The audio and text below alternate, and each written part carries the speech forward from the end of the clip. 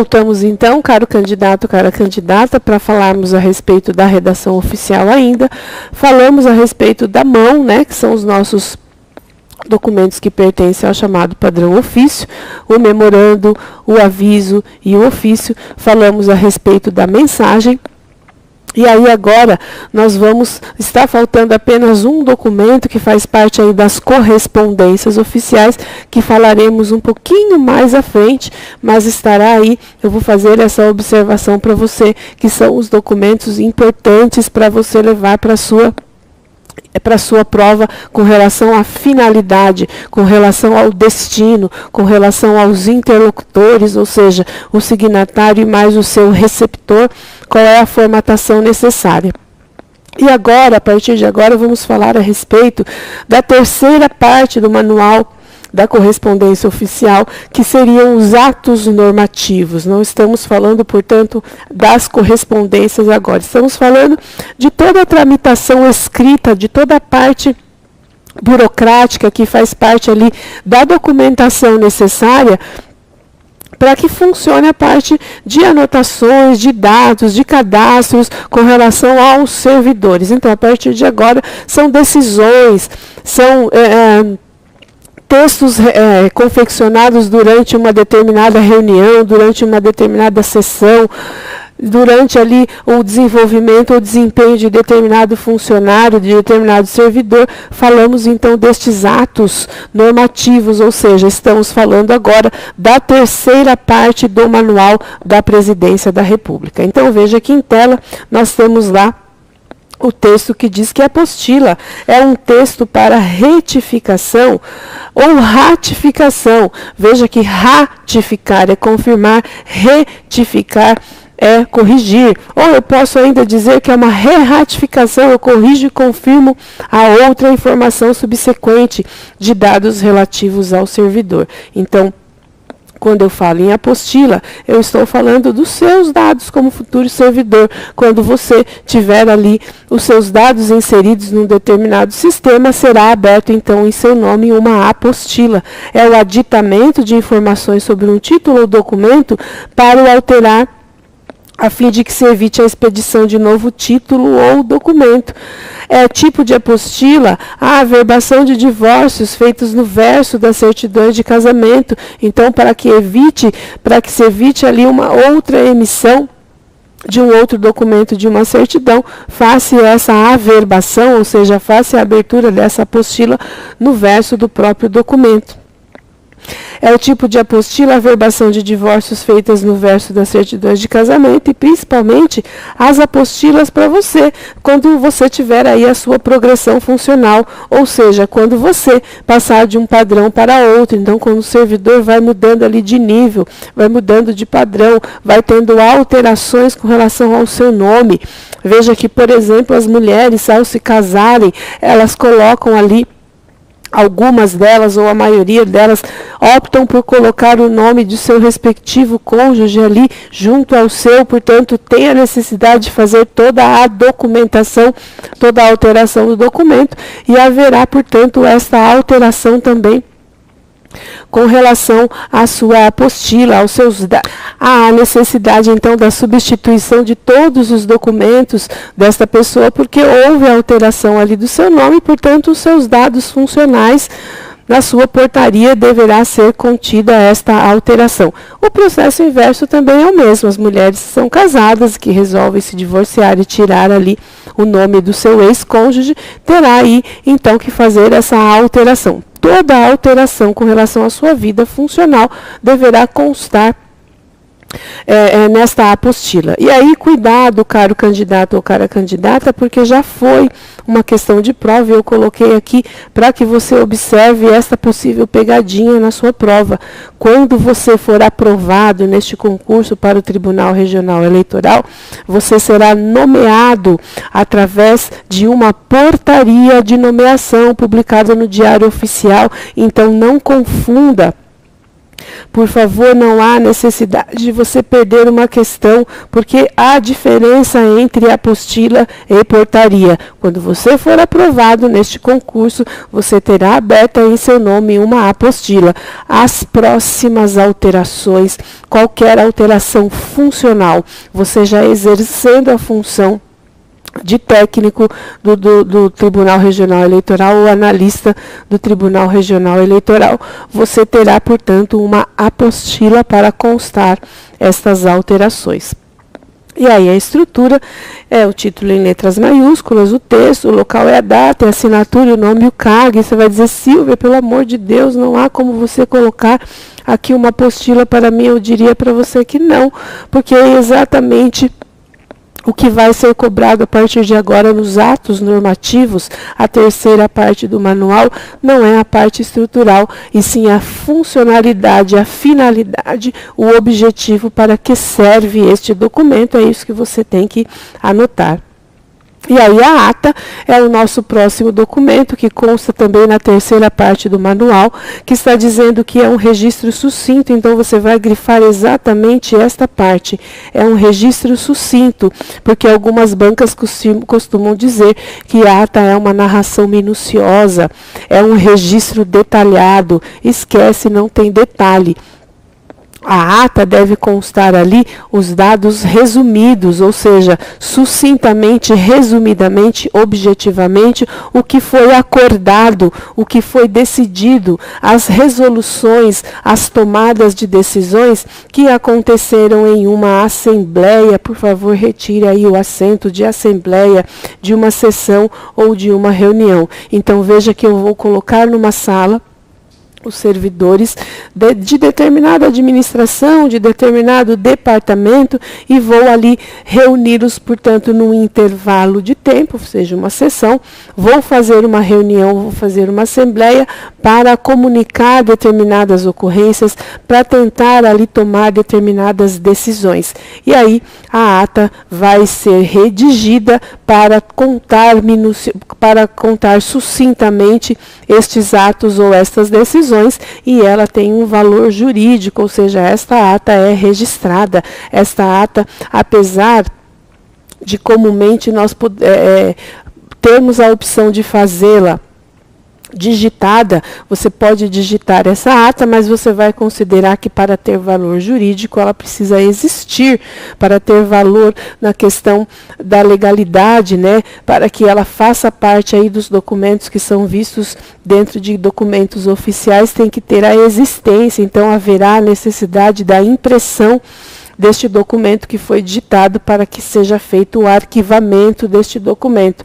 E aí terá o valor jurídico também aquela ata, tanto essa digitada quanto a que é feita à mão, naquele livro preto, com páginas numeradas, com páginas rubricadas, toda a folha, todo livro preto ali vendido em livrarias, em papelarias, em que você tem a necessidade de fazer o uso de atas continuamente. Um exemplo clássico de ata, redação de ata, seria nas escolas, quando eles fazem ali as reuniões de pais e mestres, os conselhos para determinar qual seria o destino de verbas que eles recebem da Secretaria da Educação. Então, faça ali a reunião. Então, há necessidade de existir um livro preto comprado em livraria. As páginas devem ser numeradas e devem ser rubricadas para evitar a fraude. Mas a mesma pessoa que vai redigir a ata, ou a mesma pessoa que fez a numeração e a rubrica destas páginas, não é a mesma pessoa que vai fazer a ata. Obrigatoriamente, aliás, não há essa obrigatoriedade de a mesma pessoa que fez a numeração e a rúbrica, e rubricou ali o documento, fez exatamente, será o grande missionário com relação à redação da ata. Por que você está dizendo isso, Silvia? Porque isso já foi uma questão de prova, inclusive, dizendo que a mesma pessoa que numerou a página deve ser a pessoa que fará as anotações, ou que será o redator da ata. Não, não há essa obrigatoriedade, claro que não. O que tem que constar é que, para evitar a fraude, estas páginas deste livro devem conter a rubrica e deve conter também a numeração das páginas. E aí, qual é a estrutura? Esta parte eu vou dizer a você para grifar aqui comigo alguns elementos que são vistos ou que já foram temas de questões de prova. A ata tem um título, sim, a ata tem um título, a ata tem um número, a ata tem um local em que esses funcionários ou estes servidores se reuniram. Então, ata de abertura, ata de encerramento, ata de prestação de contas, ata de encerramento de conta corrente da empresa ou do setor tal. Existe ali a obrigatoriedade de ter um título e existe também exatamente a localização de qual departamento está reunido, qual seção está reunida. O texto com o primeiro parágrafo, o espaço do parágrafo ou sem ele. Então veja que se eu optar por fazer um parágrafo para iniciar o meu texto após o título, não haverá uma linha entre o título e o texto, é sempre um texto contínuo e se eu quiser, eu posso deixar ali o espaço do primeiro parágrafo apenas, mas não é uma obrigatoriedade, é facultativo o espaço do primeiro parágrafo. Após a data, aparece o fecho. Então, veja que praticamente, ou na prática, rotineiramente, nós temos assim definido, né, tudo por extenso, no dia 26 de agosto de 2016, reuniram-se na sala número 20 os funcionários da administração pública estadual para dar destino à verba no valor de R$ 7.432,23. Todos os números devem ser escritos por extenso para evitar a fraude. Então, olha só. Quando eu vou encerrar a data, quando eu vou encerrar a ata, veja que eu já fiz ali, olha, tomou a frente, iniciou a sessão, o presidente tal, o gerente tal, o supervisor tal, o redator, qualquer que seja o cargo, eu vou precisar mencionar quem é que deu início a essa sessão, quais foram as partes importantes com relação à tomada de decisão, que deu destino, a pessoa ali que fez a determinada observação, resolução, que fez ali uma determinada alteração, a pessoa que tomou a palavra deverá ser citada no texto. É sempre importante que este ato, que este texto, apesar de ser um texto bastante sucinto, deve conter ali os nomes dos principais executores ou daqueles que deram ali o desenvolvimento ou o andamento desta reunião. E aí eu vou encerrar o texto, não vou pular linha, não vou fazer mais parágrafos, não pode ter rasura, eu preciso sempre justificar a rasura desse texto e ao final eu vou encerrar com esse texto. Nada mais havendo a tratar, encerrou-se a presente sessão e eu, fulano de tal, espaço para assinatura ou sem ele, aí o escrivão assina junto com os demais signatários. Lavrarei a presente ata, que lida e aprovada será assinada por mim e pelos demais presentes, e aqui você vai grifar, caro candidato ou cara candidata, a ata é um documento em que todos os presentes assinam. Para se completar a última linha, pode-se facultativamente escrever um X até o final. Não pode haver rasuras, sempre que houver rasuras, essas rasuras devem ser justificadas. Olha aqui um exemplo clássico de texto, é um texto bastante poluído visualmente, porque nós não podemos dar margem para nenhum tipo de colocação ou inserção de dados que não foram decididos no dia da nossa reunião. E aí nós temos o título, percebe? Ok? Aqui nós temos exatamente a localização, olha, por extenso o mês, por extenso a hora, por extenso o endereço, exceto aqui a sala, né, o número, aqui não há necessidade de nós fazermos por extenso. Aqui, olha, a apresentação do presidente, a apresentação de um outro membro da comissão, ou seja, qualquer um que tenha tomado a palavra, e aqueles que não puderam comparecer, mas que ocupam cargos ali da presidência, também deverão ser citados ou deverá ser citada a sua ausência. E aí, há ali a decisão, quais foram as decisões tomadas por essa ata, e ao final, exatamente, eu tenho o fecho que eu li anteriormente, eu fulano de tal, secretário da reunião, e assino, e todos os demais presentes assinam, ok? E aí, nós mudamos então o nosso documento para o próximo, que diz o parecer. Um parecer técnico ou um parecer científico, o próprio nome já está dizendo. Ele é científico, ele é técnico. Portanto, não é qualquer servidor que pode fazer o uso deste documento, fazer a redação desse documento. Nós temos apenas os profissionais que são caracterizados ou descritos como peritos, né? Ele é um perito técnico, ele é um perito na área científica, ele fará ali a execução deste documento. Então, qual seria a finalidade de um parecer? É um texto técnico científico sobre um assunto posto à observação do analista. Veja que este deve ser um profissional com o olhar treinado para fazer este documento. Geralmente, este documento não nasce simplesmente por nascer, ele não existe ali um parecer, vamos fazer o arquivamento, vamos fazer a execução de um parecer e vamos arquivá-lo na pasta tal, no arquivo tal. Não tem isso, ou seja, o parecer, ele tem um objetivo e uma finalidade principal, que é de compor um processo. Quando eu preciso olhar ali de um perito para dar o seu parecer, a sua decisão, o seu veredito a respeito de determinado assunto, pensem em peritos criminais, por exemplo, em que eles olham, observam a cena com o seu olhar treinado e fazem ali a redação de determinado documento para compor ali o processo que dará andamento a esta ação que se iniciou naquele local. Tem como objetivo principal fornecer subsídios para a tomada de decisões. E aí o que nós guardamos a respeito disso, a estruturação desse texto tem que ter um título, né? Nós temos que identificar qual é este parecer, qual é o ano, nós temos que ter a ementa, ou seja, o resumo do assunto. Pode ser na estrutura de um parágrafo, pois nas leis tem de ser escrito na metade da folha para o final.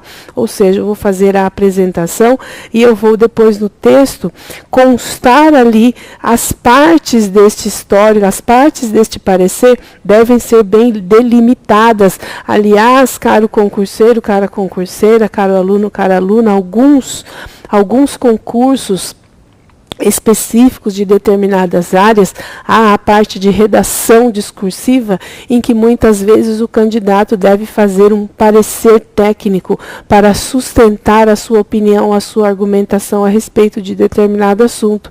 Geralmente é a solução de um caso hipotético, que é exatamente o que eu disse, a função de um perito, né? Vamos imaginar a cena de um crime, por exemplo, hipoteticamente falando, é descrita ali a cena de um determinado crime e o perito deve ali exatamente resolver este problema. E aí é claro que existem as partes que demarcam a construção desse texto, das quais a introdução, o esclarecimento e a conclusão, ou seja, o perito ele é o responsável por dar uma indicação ou ali sugerir uma medida que será adotada. O fecho será sempre este, é o parecer sob censura ou subcensura, o local e a data vem abaixo e a assinatura e o nome do cargo deste perito, ok?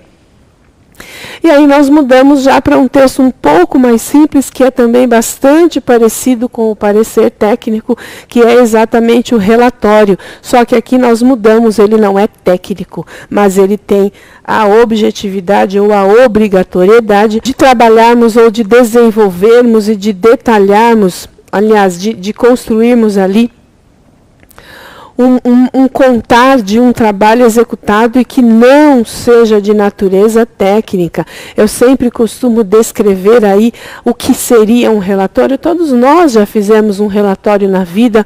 Um dia eu sempre digo, nas minhas aulas presenciais, que todos nós já tivemos o privilégio de fazer um relatório, quando na aula de ciências recebemos um copinho de café descartável, um pedacinho de algodão e um grãozinho de feijão e levamos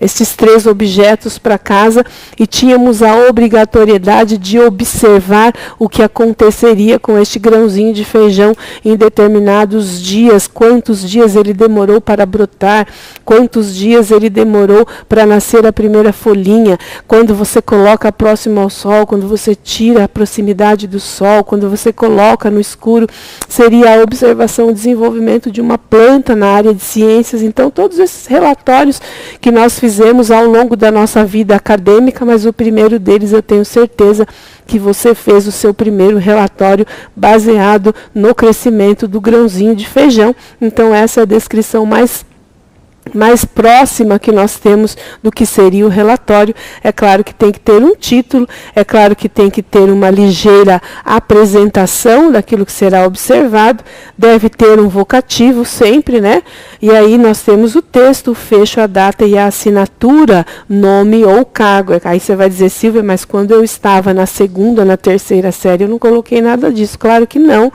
Caro aluno, cara aluna, nós aqui estamos falando da definição de um relatório que consta nos atos normativos, no manual da Presidência da República. Não é nada, eu estou dizendo que a utilidade de um relatório é exatamente descrever, é produzir um texto a partir de um trabalho que eu executei. Vou fazer um relatório a respeito das minhas observações, do meu atendimento, das minhas, do desenvolvimento da minha função. Eu preciso prestar ali um esclarecimento para o meu superior. Eu preciso fazer um relatório para dar conta ou para dar uma justificativa a respeito do desenvolvimento de determinado trabalho. Vou fazer um relatório. E aí, nós temos a certidão, que também é um documento que pode estar na sua prova, visto que você tem que trabalhar com a definição. Todos nós temos, né, a certidão, porque todos nós nascemos. Alguns, eu digo que alguns cometem o deslize e têm uma segunda certidão ao longo de sua vida, que é a certidão de casamento, né? Mas a certeza é que esta outra certidão também teremos. Então, nós temos ao longo de nossa vida duas certidões, né? Todos nós nascemos, portanto, temos a certidão de nascimento, todos nós morreremos, teremos a certidão de óbito. E alguns, neste meio do caminho, perdem aí o seu lado racional e cometem a atrocidade de casar-se, portanto, tem aí a certidão de casamento também. E aí nós temos a definição, ou seja, essa certidão de nascimento que você tem, você que é casado, você que é casada, tem a certidão de casamento, ou seja, nesta certidão há a comprovação de um fato ou de uma situação. Ou seja, consta que você nasceu, consta que você casou e nós futuramente teremos aí a constatação de que morremos. E aí, como é que nós fazemos essa certidão? Nós baseamos esta certidão em arquivos do serviço público. Ao nascermos, levamos lá o papel do hospital para fazermos a comprovação e para emitirmos a certidão. É o documento revestido de formalidades legais e é fornecido por autoridade competente. Então, o título muitas vezes já está impresso no papel, certidão de nascimento, por exemplo, preâmbulo, texto, fecho, o local e a assinatura, ou seja, além da assinatura do chefe, pode existir a assinatura de quem a expediu. Nesse caso, a assinatura do chefe vem à esquerda e a do escrivão ou do redator vem à direita. E com isso nós encerramos o nosso bloco de aulas e você precisa dizer apenas que certidão é uma comprovação de fato ou situação que conste dos arquivos do setor público e que é um texto recheado de formalidades legais. Com isso eu encerro este bloco, daqui a pouco eu volto, até lá.